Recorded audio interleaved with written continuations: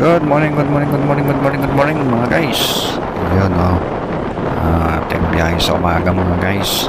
Ay, walang kasawa-sawa nating upload sa umaga. Yan. Alas 4:30 na po ang ating oras. Yan. Tayo ay kasulukuyang tumatakbo sa EDSA. Yan.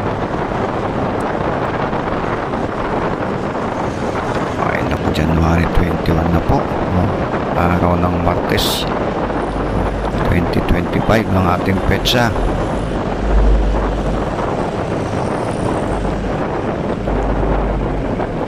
At nandito na tayo sa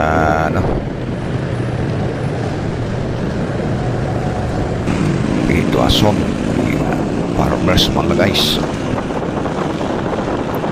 Akin na lang pinas forward para mabilis tayong makarating. Hindi. Ayan. Kayo nga guys, sa Aurora Boulevard ay nakabilis natin.